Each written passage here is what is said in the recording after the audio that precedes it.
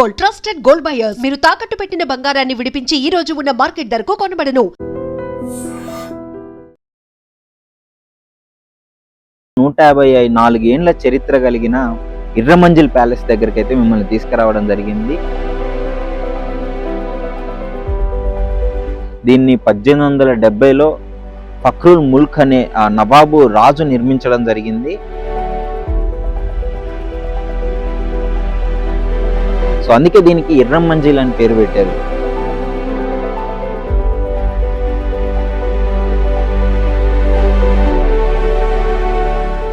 Welcome to I dream, this is Pavan. So ప్రస్తుతం అయితే హైదరాబాద్ అనగానే మనకు గుర్తొచ్చేది చరిత్ర, సాంస్కృతికత, అదేవిధంగా రాజవంశాల నివాసం. సో అంత గొప్ప నివాసాలు ఇక్కడ ఉన్నాయి మన హైదరాబాద్లో. అదేవిధంగా ఇప్పుడు 154 ఏండ్ల చరిత్ర కలిగిన ఇర్రమంజిల్ ప్యాలెస్ దగ్గరికి అయితే మిమ్మల్ని తీసుకురావడం జరిగింది. సో ఈ అద్భుతమైన కట్టడం గురించి ఎంతో గొప్ప విషయాలు ఉన్నాయి. మీకు ఎవ్వరూ చెప్పని, మీకు తెలియని విషయాలు అయితే నేను చెప్పబోతున్నాను ఇప్పుడు. సో డెఫినెట్లీ చూడండి. ఎన్నో వందల సినిమాలు ఇక్కడ అడ్డాగా మారింది షూటింగ్స్కి. అదేవిధంగా గవర్నమెంట్ వాళ్ళు హ్యాండ్ ఓవర్ చేసుకున్నారు. సో అన్నిటికీ ఈ ప్యాలెస్ అయితే నివాసంగా మారిపోయింది. సో ఇప్పుడు ప్రస్తుతం శిథిలావస్థలో ఉంది. దీన్ని 1870లో ఫక్రుల్ ముల్క్ అనే నవాబు రాజు నిర్మించడం జరిగింది. దాదాపు 5 సంవత్సరాలు, 3 నుంచి 5 సంవత్సరాల టైం పట్టింది దీన్ని నిర్మించడానికే.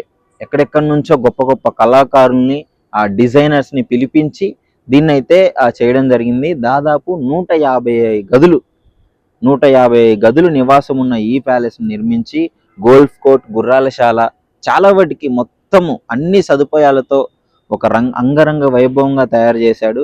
సో అందుకే దీనికి ఇర్రమంజిల్ అని పేరు పెట్టారు. ఇర్రమంజిల్ అంటే స్వర్గం అని అర్థం. ఇర్రం అంటే స్వర్గం అని అర్థం, మంజిల్ అంటే నివాసం అని. సో స్వర్గంలో ఉండే నివాసం అని చెప్పేసి దీనికి పేరు కూడా పెట్టడం జరిగింది.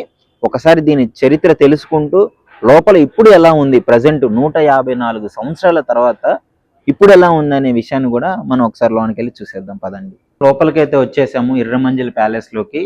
సో 154 ఏండ్ల చరిత్ర కలిగిన ఈ కట్టడాన్ని ఎలా నిర్మించారు అనే ఆ క్యూరియాసిటీ మీకు కూడా ఉండే ఉంటుంది. ఎలా అసలు ఇంత స్ట్రాంగ్గా ఉండడానికి కారణం ఏంటంటే అప్పట్లో వాళ్ళు జస్ట్ సున్నం, ఇసుక, ఇక తదుపరి మెటీరియల్స్తో అయితే తయారు చేయడం జరిగింది. ఒకసారి ఇక్కడ వాల్స్ చూడొచ్చు మీరు. యాక్చువల్లీ ఇది రెన్యువల్ చేసిన వాళ్ళు, బట్ ఇప్పటికీ ఇంత స్ట్రాంగ్గా ఉంది. దాని మీదనే కొంచెం మన గవర్నమెంట్ వాళ్ళు హ్యాండ్ ఓవర్ చేసుకున్న తర్వాత 1946 నుంచి 1947 లోపు మన వాళ్ళు హ్యాండ్ ఓవర్ చేసుకున్నారు. సో ఫ్రీడమ్ తర్వాత. సో దీన్ని తర్వాత ఇంకా రెన్యువల్ చేశారు. బట్ సున్నం యూజ్ చేసి, ఇటికల్ యూజ్ చేసి, ఒక లైమ్ మెటీరియల్తో దీన్ని ఇంత స్ట్రాంగ్గా కట్టారు. సరే ఎంత స్ట్రాంగ్గా ఉందో చూడొచ్చు. ఇక మీకు ఈ డోర్స్ ఉన్నాయి కదా, డోర్స్ దగ్గర ఇది ద్వారం దగ్గర ఉంటుంది కదా ఈ వుడ్. ఇది ఒకసారి మీరు దగ్గరికి రావచ్చు, ఒకసారి అండి. ఈ వుడ్ చూడండి ఎంత స్ట్రాంగ్ ఉందో. యాక్చువల్లీ ఇది బర్మా, అప్పట్లో మయన్మార్ నుంచి తెప్పించారు. మయన్మార్ నుంచి ఈ నవాబు ఫక్రుల్ ముల్క్ అనే రాజు దీన్ని తెప్పించాడు. అది ఈ బర్మా టేక్ వుడ్ అంటారు దీన్ని. బర్మా టేక్ వుడ్ అంటే ఎలాంటి వెదర్ కండిషన్లోనైనా నెంబర్ 1గా ఉంటుంది. సో అప్పట్లోనే అంత రీసెర్చ్ చేసి ఏ వెదర్కి ఎలాంటి సూటబిలిటీ ఉంటుంది అని చెప్పేసి. ఎందుకంటే మనం ఇంత గొప్పగా ఇప్పుడు మాట్లాడుకుంటున్నామంటే వాళ్ళు ఆ విధంగా ప్లాన్ చేసి బిల్డ్ చేయడం వల్లే ఇప్పుడు మాట్లాడుకుంటున్నాము. సో ఇది బర్మా టేక్ వుడ్ అనమాట. సో చెట్టుపూరు కూడా బర్మా టేక్ చెట్టే అంటారు దాన్ని. సో ఆ చెట్టు నుంచి అయితే తీసుకురావడం జరిగింది. అర్థం చేసుకోవచ్చు, ఒక 5 years దీని కన్స్ట్రక్షన్కే పట్టిందంటే ఎంత గొప్పగా తయారు చేసి ఉంటారు అని చెప్పేసి. రాజస్థాన్ ఇంకా తదుపరి రాష్ట్రాల నుంచి అయితే అప్పుడు తీసుకొని రావడం జరిగింది. ఎందుకు దీన్ని అసలు ఈ ప్యాలెస్ నిర్మించారంటే విడిది కోసం. లైక్ ఇప్పుడు ఖైరతాబాద్ నుంచి ఇటు పైకి వెళ్ళే దారిలో ఈ మధ్యలో ఈ ఇర్రమంజిల్ ప్యాలెస్ నిర్మించారు. ఇక్కడ సేద తీర్చుకోవడానికి రాజులు. సో ఇంకా ముందుకు వెళ్దాము. ఒకసారి క్లియర్గా చూడొచ్చు మొత్తం లోపల కూడా ఈ డోర్స్కి గ్లాసెస్, ఈ స్టెయిన్లెస్ గ్లాసెస్ ఉన్నాయి కదా, రంగురంగుల గ్లాసెస్, వీటిని కూడా ఇక్కడ నుంచి కాదు అన్ని వేరే రాష్ట్రాల నుంచి, దేశాల నుంచి కూడా తెప్పించినారంట స్పెషలైజేషన్స్ వాటిని పట్టుకొని. సో ఒకసారి మీరు చూడొచ్చు ఎంత అద్భుతంగా ఉందో. ఇది ఇండో యూరోపియన్ పర్షియన్ స్టైల్లో అయితే దీన్ని నిర్మించడం జరిగింది. లైక్ మన ఇండియన్ స్టైలు, అదేవిధంగా యూరోపియన్ స్టైలు, పర్షియన్స్ యూజ్ చేసే టెక్నాలజీని అంటే వీటన్నిటిని కలిపి ఈ ఇర్రమంజిల్ ప్యాలెస్ని అయితే నిర్మించడం జరిగింది. సో వావ్, చాలా నైస్ కదా.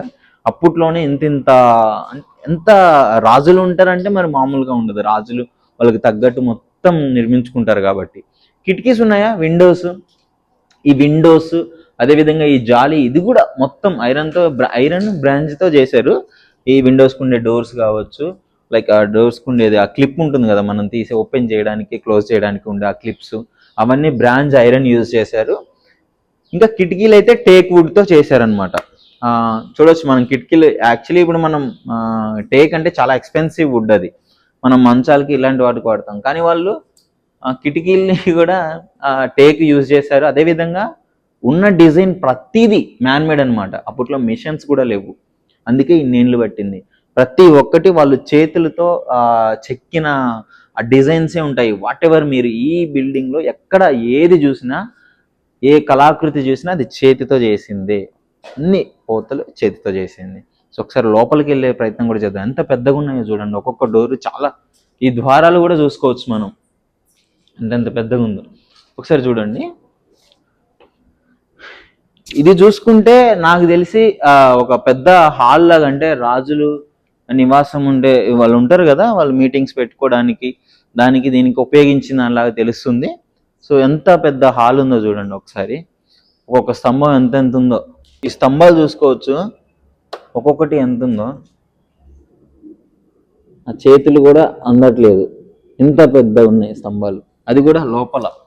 సో ఇక్కడ చాలా సినిమా షూటింగ్స్ కూడా జరుగుతుంటాయి, రెగ్యులర్గా సినిమా షూటింగ్స్ జరుగుతుంటాయి. ఎర్రమంజిల్ ప్యాలెస్లో రీసెంట్గా జరిగిన మూవీస్ పేరు చెప్పిన పుష్ప 2 జరిగింది, పోలీస్ స్టేషన్ సీన్ ఇక్కడ జరిగింది. మొన్న మీకు చూపించాను కదా, ఆ వీడియో చూడకపోతే వెళ్ళి చూసేయండి. సో పుష్ప 2 జరిగింది. ఇంకెందుకు, ఒక పెద్ద హారర్ మూవీ మసూదా, తెలుసా? మసూదా ఎంత భయపెట్టింది అందరినీ, అది కూడా ఇక్కడే జరిగింది. మసూదా ప్యాలెస్ అని చెప్పేసి పేరు కూడా ఈ మధ్య కొంచెం బాగా వైరల్ అయిపోయింది. మసూదా ప్యాలెస్, రీసెంట్గా వచ్చిన జటాధర, ఇట్లాంటి మూవీస్ చాలా జరిగి ఉంటాయి. మనకు చూస్తే ఆ క్లిప్ చూసినప్పుడు అర్థమవుద్ది. అప్పట్లో చిరంజీవి గారి సినిమాలు కూడా చాలా జరిగాయంట, మన ఠాగూర్, స్టాలిన్, అలాంటి షూట్స్ కూడా ఇక్కడే జరిగాయి. సో మీరు అర్థం చేసుకోవచ్చు. అంటే ఫస్ట్ R&B డిపార్ట్మెంట్ వాళ్ళు హ్యాండ్ ఓవర్ చేసుకున్న తర్వాత దీన్ని కొన్ని రోజులు యూజ్ చేశారు. ఇంకా శిథిలావస్థకు వచ్చిందని తెలిసి వాళ్ళు కొత్త బిల్డింగ్ కట్టేశారు. R&B డిపార్ట్మెంట్ దీని బ్యాక్ సైడ్ ఉంటుంది. ఇప్పుడు రెగ్యులర్గా సినిమా షూటింగ్స్ జరుగుతూనే ఉంటాయి దీంట్లో అప్పటి నుంచి కూడా. సో సినిమాస్కి ఇచ్చేశారు ఇంకా. సో ఇప్పటికీ కూడా సినిమా షూటింగ్స్ వల్ల కూడా డబ్బులు సంపాదిస్తుంది ఈ కోట. చూడొచ్చు, అంత గొప్ప కళాకృతి కలిగిన కోటని నిర్మించడం జరిగింది. నవాబులు అంటేనే ఈ విధంగా ఉంటుంది. నవాబులు నిర్మించిన ప్రతిదీ మనం ఇప్పుడు గొప్పగా చెప్పుకుంటున్నాం. అంటే ఆ రేంజ్లో ఉంటుంది వాళ్ళ కళాకృతి. ప్రతిదీ చిన్న చిన్న పిన్ టు పిన్ అవి కూడా స్పెషలైజేషన్ తీసుకొని ఒక గొప్ప చరిత్ర కలిగిన దాంతోనే నిర్మించుకుంటారు. వాళ్ళ సాంప్రదాయాలు ఉట్టిపడే విధంగా ఉంటాయి. ప్రతి కళాకృతిలో వాళ్ళ సాంప్రదాయాన్ని నిమగ్నం చేసి నవాబులు అయితే ఇలాంటి కోటలు చాలా నిర్మించడం జరుగుతుంది. ఇంకా లోపలికి వెళ్ళే ప్రయత్నం చేద్దాం. గదులన్నీ శిథిలావస్థకు వచ్చేసాయి. సో చూసుకోవచ్చు మీరు, ఇది కూడా స్టెప్స్ ఎంత అంటే రాజమందిరం కోటలో పైకి అనమాట, పై ఫ్లోర్కి వచ్చేసాం మనము. ఇది అంతా డిపార్ట్మెంట్ వాళ్ళు యూజ్ చేసింది కదా. సో ఒకసారి చూడవచ్చు, మొత్తం ఇది డిపార్ట్మెంట్ వాళ్ళు యూజ్ చేసింది మొత్తం కనిపిస్తున్నాయి. ఆ చైర్స్ వాళ్ళు రెన్యువల్ చేసింది. ఒకసారి అటు వెళ్ళి చూద్దాం. ఒకసారి పెద్ద కోట మొత్తం తిరిగాము. సొరంగ మార్గం ఇక్కడ నుంచి ఉంది అంటే బయట కోట పై విస్తీర్ణం ఎంత ఉందో కింద అండర్ గ్రౌండ్లో కూడా సేమ్ అంతే గదులు, అంతే పెద్ద విస్తీర్ణం ఉంది అని కూడా చెప్తున్నారు. సో మొత్తం చూడలేదు, బట్ ఇక్కడ మాత్రం ఒక సొరంగ మార్గం అయితే ఉంది. ఒకప్పుడు ఇంతకుముందు వెళ్ళే వాళ్ళంటూ కూడా, అంటే ఇక్కడ పనిచేసిన వాళ్ళు డిపార్ట్మెంట్ వాళ్ళు అప్పుడు నార్మల్గా వెళ్ళి కొద్దిగా దూరం వెళ్ళి వెనక్కి వచ్చే వాళ్ళంట. ఒకసారి కిందకి వెళ్ళి చూద్దాం ఎలా ఉందో అని. క్లాస్ చేసుకోవాలి, మొత్తం భయం అవుతుంది, పాతకాలం ఉంది కదా.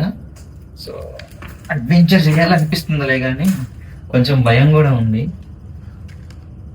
Bad luck. లోపల ఒక డోర్ ఉంది, ఐ థింక్ ఆ డోర్ ఓపెన్ చేసుకొని వెళ్తే మేబీ ఏమన్నా ఛాన్స్ ఉండొచ్చు, చూసే ఛాన్స్. సో నేనైతే ఆ రిస్క్ చేయదలుచుకోలేదు, ఎందుకంటే తర్వాత లీగల్గా ప్రాబ్లమ్స్ వస్తాయి కాబట్టి. సో ఒకసారి అయితే చూపిస్తాను రండి, మీకు కిందకి రండి. మొత్తం బోజు ఉంది ఇక్కడ. అయ్యా బాబోయ్. సో ఇక్కడ మొత్తము బోజుగా. సో చూడొచ్చు ఇక్కడ కింద ఒక సొరంగ మార్గం క్లియర్గా కనిపిస్తుంది కదా, ఆ డోర్ వేసారు. సో మేబీ అంటే కింద కూడా గదులు ఉన్నాయి అని చెప్పేసి నేను రీసెర్చ్ చేసి నేను తెలుసుకున్న దాంట్లో అయితే చెప్పినారు కింద ఇప్పుడు పైన ఎన్ని గదులు ఉన్నాయి, కింద ఆ గదుల విస్తీర్ణం అంత ప్లేస్ ఉంది. మరి దానికి అది వాళ్ళ రహస్య స్థావరమా లేదా తప్పించుకోవడానిక ఏదైనా స్ట్రాటజీకి రాజులు కట్టుకున్నారా తెలియదులే కానీ. So what ever, wonderful technology, architecture ఇవన్నీ కలగలిసిన ఎర్రమంజిల్ ప్యాలెస్ ఇది. ఒకసారి మీరు పైన చూసుకోవచ్చు, సెకండ్ ఫ్లోర్లో కూడా ఇంకా పెద్ద హైట్లో ఆ రూఫ్ అనేది అంటుందో, ఆ రూఫ్ ఒకసారి మనం కిందకు వచ్చే కొద్దీ వీళ్ళ కళాకృతులు, వీళ్ళ డిజైన్స్ అవన్నీ క్లియర్గా అనిపిస్తున్నాయి. నిజంగానే పర్షియన్ టైపు మీరు హాలీవుడ్ మూవీస్లో చూసినప్పుడు ఆ యూరోపియన్ స్టైలు, ఆ పర్షియన్ స్టైలు మీకు క్లియర్గా ఎలాంటి డిజైన్స్ కనిపిస్తుంటాయి. ఒక హాలీవుడ్ మూవీస్లోనే మీరు చూడగలరు, ఎందుకంటే ఎక్కువ అట్లే జరుగుతుంటాయి కదా. ఇంకో విషయం, ఒక వండర్ఫుల్ విషయం ఏంటంటే, ఇప్పుడు అప్పట్లో మరి 150 గదులు, ఎలక్ట్రిసిటీ లేదు. ఎలక్ట్రిసిటీ లేని టైంలో 150 గదులకి మరి ఆ లైట్ ఎలా, ఆ ఎఫెక్ట్ ఎలా, ఆ వెంటిలేషన్ మనకి ఉబ్బదీస్తుంది కదా అంటే రాజులకి. సో ఒక డిఫరెంట్ టెక్నాలజీ ఏం కాదు, వెంటిలేషన్ బాగా ఉంది. ఒకసారి మీరు విండోస్ చూడొచ్చు, పైనుంచి ఎదురుగా ఏ విండో చూసుకున్నా ఎదురుగా ఒక రూమ్ ఉంటుంది. లిటరలీ స్వెట్ రాకుండా వాళ్ళు ఏసీ, ఫ్రీ ఎయిర్ అనమాట, ఏసీ లాగా ఉంటుంది. సో మొత్తం ఇంత పెద్ద కోటకి మెయిన్ ఛాలెంజ్ ఏంటంటే 150 గదులు అంటే ఒక్క గది కూడా ఉపదేయకూడదు. ఆ విధంగా వీళ్ళు డిజైన్ చేసినారు. సో 150 గదులకి ఫ్రీ వెంటిలేషన్ అనమాట. అండర్ గ్రౌండ్లో ఉండే ఒక ఒక ఒక 10-15 రూమ్స్ ఏమో లేవు, కానీ మొత్తం అన్నిటికీ ఫ్రీ వెంటిలేషన్ అనమాట. ఆ విండోస్ ఆపోజిట్ డోర్ అనమాట. సో మొత్తం క్లియర్గా ఆ వండర్ఫుల్ ప్లాన్ అది.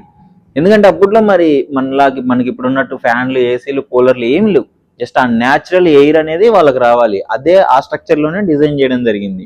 ఇంకోటి లైట్లు ఉంటాయి కదా, అప్పుడు మనకి ఈ ఎలక్ట్రిసిటీ లైట్స్ ఇవేం లేవు కదా. లేనప్పుడు వాళ్ళు ఏం చేసినారు, పురాతనంలో మనం కూడా చిన్నప్పుడు చూసే ఉంటాము, ఒక లాంతర్ లాంటిది ఉంటుంది, గాజులో ఒక తాడు ఒత్తి కట్టి కిరోసిన్ పోసి మనం వెలిగించుకుంటాం కదా. సో అంతకంటే ముందు వాళ్ళు యూజ్ చేసే ఆ లిక్విడ్ వేరే ఉంటుంది, ఆ తైలం అందులో పోసి ఇట్లా గోడలకి సైడ్లకు పెట్టేవాళ్ళు. ప్రతి గదిలో గోడలకి లాంతరు, మీరు హాలీవుడ్ ఓల్డ్ మూవీస్ చూసినప్పుడు మీకు క్లియర్గా తెలుస్తుంది. దాన్ని చూసుకోవడానికే పర్టికులర్గా ఈ 150 గదుల్లో ఉన్న ఆ గాజు లైట్లు, ఆ లాంతర్, ఆ దివిటీలు అంటారు, దివిటీలు కూడా మీకు ఐడియా ఉండే ఉంటుంది. ఆ దివిటీలు చూసుకోవడానికి ఒక 30-40 మంది పని వాళ్ళని పెట్టినట్టు కూడా క్లియర్గా తెలుస్తుంది. అంటే మీరు అర్థం చేసుకోవచ్చు, జస్ట్ ఇప్పుడంటే లైట్ వేస్తే స్విచ్ వెలుగుతుంది, అప్పుడు అట్లా లేదు. వాటిని శుభ్రం చేసి తైలం పోసి అది ఎట్టి వెలిగించడానికి 30 మంది పనోళ్ళు, జీవితాంతం 30 మంది పనులు ఏం చేయాలా, ఇంకా లైట్ ఒకటే చూసుకోవాలి. పర్టికులర్గా దాని వాటికి 30 మందిని పెట్టారంటే ఇంకా ఎంతమంది పని చేసే వాళ్ళ మీరు అర్థం చేసుకోవచ్చు. ఇంకా లోపలికి వెళ్ళి పైనుంచి చూద్దాం రండి. సో ప్రస్తుతం అయితే మన కింద మొత్తం గదులు, ఏ గదిలోకి ఎటుపోయినా అసలు అర్థమే కావట్లేదు దారి. 150 గదులు అంటే మామూలు విషయమా? ఒకసారి పైకి వెళ్దాము, పైన ఎలా ఉంటుందో ఒకసారి కూడా చెక్ చేద్దాము. మొత్తం గదులన్నీ శిథిలావస్థకు వచ్చేసాయి చూడొచ్చు. పైకి మనం ఇప్పుడైతే పైకి వచ్చేసాము, ఏ డోర్ చూసుకున్నా, ఏ రూమ్స్ చూసుకున్నా మీకు మొత్తం చూపించలేకపోతున్నాను, ఎందుకంటే మొత్తం ఖరాబ్ అయిపోయింది, శిథిలావస్థకు వచ్చేసింది కదా. మనం పైగా ఇంతకుముందు యూజ్ చేసిన ఆఫీస్ మెటీరియల్స్ అవన్నీ ఉన్నాయి, సో అందుకే ప్రాబ్లం అవుతుందని చూపించట్లేదు. ఒకసారి ఇటు చూద్దాం, డోర్ ఓపెన్ చేసి.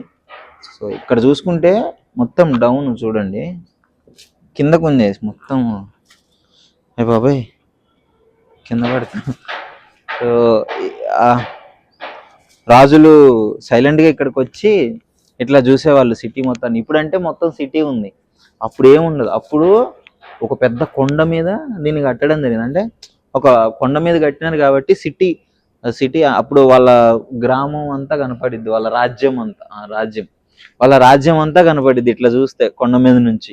సో ఆ పర్పస్. ఇప్పుడంటే పెద్ద పెద్ద బిల్డింగ్లు ఇవన్నీ వచ్చాయి, కానీ అప్పుడు క్లియర్గా విలేజ్ అంతా కనపడేది ఇక్కడికి వచ్చి చూస్తే. సో కొంచెం యువరాణులు వీళ్ళందరూ సేద తీర్చుకోవడానికి, లైక్ ఒక మంచి వండర్ఫుల్ వ్యూ కోసం అయితే దీన్ని ఇట్లాంటివి ఇచ్చినారు. సో అటు కూడా చూడొచ్చు, ఇది కూడా సేమ్ ప్రాసెస్ ఇటు ఉంటుంది. ఇవంతా మీరు మెటీరియల్స్ అంతా ఇంతకుముందు యూజ్ చేసిన R&B డిపార్ట్మెంట్ వాళ్ళ మెటీరియల్స్. సో ఇక్కడ చూడొచ్చు, ఒకసారి చూడండి అంతే. దీని గ్రౌండ్ మొత్తం మనకి ఇట్లా అది ఎంట్రన్స్ కదా, ఇక అక్కడ కనిపిస్తుంది కదా ఎంట్రన్స్. సో ఇటు సైడ్ ఎంట్రన్స్, అది బ్యాక్ సైడ్. మొత్తం క్లియర్గా కనిపిస్తుంది. ఇక్కడికి వచ్చి రాజు ఎవరక్కడ అని అంటాడు కదా ఆ డైలాగ్, ఇలాంటి డైలాగులన్నీ ఇక్కడికి వచ్చేవంటారు. నైస్, ఒక వండర్ఫుల్ వ్యూ అన్నమాట. సో ఇక్కడ చూసుకున్నారు కదా మొత్తము, ఇప్పుడు మీకు బిల్డింగ్ మొత్తము యాక్చువల్లీ ఇది మొత్తం చూసుకున్నట్టు అయితే ఆ గోల్ఫ్ కోర్స్ కావచ్చు, ఇక్కడ ఉన్న నివాసం ఉండే పని వాళ్ళకు ఉండే వాళ్ళకి ఇల్లులు నివాసాలు కావచ్చు, మొత్తం తోటలు రానివారు సేద తీయడానికి మొత్తం చూసుకుంటే దాదాపు మొత్తం 36 ఎకరాలు అనమాట. అంటే మీరు అర్థం చేసుకోవచ్చు ఎంత 36 ఎకరాలు అంటే 36 ఎకరాలు మొత్తము దీని విస్తీర్ణం అనమాట, ఈ ఎర్రమంజిల్ ప్యాలెస్ విస్తీర్ణం. సో తరచుగా తగ్గుతూ వచ్చింది. సో అప్పట్లో ఇంత పెద్ద నివాసం, తోటలు అవన్నీ ఉంచుకొని రాజులు వాళ్ళు సేద తీర్చుకోవడానికి వాళ్ళ వినోదాల కోసము సో అవన్నీ చేసేవాళ్ళు. మీరు అర్థం చేసుకోవచ్చు ఇక్కడ పనిచేసే వాళ్ళకు కూడా ఇక్కడే గదులు, ఈ గుర్రాలను కడిగేటోళ్ళు, పశు సంసాధనలు చూసుకునేటోళ్ళు, ఆ లోపల తుడిచేవాళ్ళు, అందరికీ కలిపి ఇంత పెద్ద విస్తీర్ణంలో 155 గదులు జస్ట్ కోటలోనే. మళ్ళీ పక్కన విడిగా వాళ్ళకు ఒక సపరేట్గా నివాసాలు ఏర్పాటు చేసేవాళ్ళు. ఇంత పెద్ద విస్తీర్ణము, ఈ స్ట్రక్చర్ చూస్తే మీకైతే క్లియర్గా అర్థమైపోయాలని ఉండాలి దీని గొప్పతనం అంతా. సో చూశారు కదా 154 ఏండ్ల చరిత్ర కలిగిన 150 గదుల ఈ ఎర్రమంజిల్ ప్యాలెస్ని. సో అసలు ఇది చూస్తుంటేనే, ఎక్స్పీరియన్స్ చేస్తుంటేనే అంటే ఇంత అద్భుతమైన కట్టడమా అంటే ఎవరైనా చూడాలి. ఎందుకంటే చాలా మంచి వెంటిలేషన్, అప్పట్లోనే వెంటిలేషన్ కోసము, అదేవిధంగా వాళ్ళ ఉనికిని చాటుకునే విధంగా, రాజుల ఉనికిని చాటుకునే విధంగా, వాళ్ళ సంస్కృతి ఉట్టిపడే విధంగా గొప్పగా కట్టడం మనం ఉన్నది కట్టాలని చెప్పేసి. ఇంకో విషయం, మెయిన్ థింగ్ ఏంటంటే ఇంత పెద్ద కోటలో మాట్లాడిన మాట కూడా రీసౌండ్ వచ్చే విధంగా, వినిపించే విధంగా, వాళ్ళకి అవసరమైన ప్లేసెస్లో పిలవగానే వచ్చే విధంగా కూడా స్ట్రక్చరల్ ఉన్నాయి. అంటే రీసౌండ్ వచ్చి ఇక్కడ మాట్లాడితే ఇంకా వేరే గదులలో ఉన్న వాళ్ళకు కూడా వినిపించే విధంగా ఉండి రాజుగారి గది నుంచి.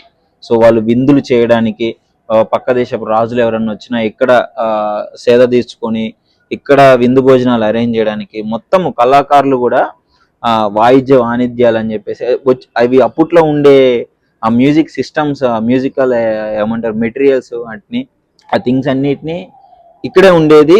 రోజు ఏదో ఒక పండగలాగా వాతావరణం ఉండేది రాజుని విందు చేయడానికి. ఇట్లాంటివి అన్ని ఈ కోటలోనే జరిగేవి అనమాట. సో చెప్పుకుంటే చాలా బాగా అనిపిస్తుంది. అప్పట్లో రాజులు ఇలా పరిపాలించే వాళ్ళు, ఇలా ఉండేది అని చెప్పేసి. అండ్ ఇంకో మెయిన్ ఒక రూమర్, మరి అది రూమరా నిజమో ఏదో తెలియదు కానీ ఇక్కడ నుంచి సొరంగ మార్గము గోల్కొండ వరకు, గోల్కొండ కోట వరకు ఉండేది అని చెప్పేసి కూడా కొంతమంది చెప్పడం జరుగుతుంది. మరి అది నిజమెంత అబద్ధం అంత తెలియదు. కింద అండర్ గ్రౌండ్ లో కొన్ని గుంటలు ఉన్నాయి, అంటే లైక్ లోపలికి సొరంగ మార్గాలు ఉన్నాయి. బట్ ఇది గవర్నమెంట్ వాళ్ళు ఎప్పుడైతే హ్యాండ్ ఓవర్ చేసుకొని వాళ్ళు యూజ్ చేసుకున్నారో, సో వాళ్ళు చేసుకున్నప్పటి నుంచి తర్వాత మెయింటెనెన్స్ తగ్గిపోయింది. ఈ కోట మెయింటెనెన్స్ తగ్గిపోయి మొత్తం శిథిలావస్థకు వచ్చి అవంతా బూడిపోవడం జరిగింది. మేబీ ఉంటే ఉండొచ్చు, చెప్పలేము. అప్పుడు టెక్నాలజీ మరి ఆ విధంగా ఉండేది. ఇక్కడ నుంచి గోల్కొండ కోటకి స్వరంగ మార్గము, కొంతమంది అప్పట్లో కొద్దిగా దూరం వెళ్ళి కూడా వచ్చేవాళ్ళు అని చెప్పేసి అయితే చెప్తున్నారు. మరి అందరూ నిజమెంత అబద్ధం ఎంతో తెలియదు కానీ ఉంటే మాత్రం చాలా వండర్ఫుల్ టెక్నాలజీ అనే చెప్పుకోవచ్చు. మనం ఇప్పట్లో ఇలాంటివి కట్టాలంటే చాలా అరుదు. అందుకే ఇట్లాంటి వాటిని కాపాడుకుంటేనే బెటర్ చాలా. So thank you. ఇలాంటి వీడియోలు, ఇలాంటి ప్లేసెస్ ఏమైనా ఉన్నా కామెంట్లో చెప్పండి, మరిన్ని మీకోసం తీసుకొచ్చే ప్రయత్నం అయితే చేస్తాను. నిజంగా ప్రస్తుతం ఉన్నటువంటి సమాజం దేనికి ప్రయారిటీ ఇస్తుంది? ఆర్థిక సంబంధాల చుట్టూ మాత్రమే తిరుగుతోంది. మళ్ళీ ఎన్నికలంగానే చాలా విరక్తి కలుగుతున్నాం. మంచి అనిపిస్తుంది కదా, లేడీస్ కూడా ఛాలెంజింగ్ జాబ్స్ చేసినప్పుడు చాలా బాగుంటది. ట్రాఫిక్ అసిస్టెంట్స్ గా నియమించిన ట్రాన్స్జెండర్స్ అందరితో సాల్యూట్ చేయించుకుంటున్నారు. ఫుడ్ డెలివరీ ఇవ్వటానికి వెళ్ళినటువంటి డెలివరీ బాయ్ అనిల్ పై కళ్ళ ముందు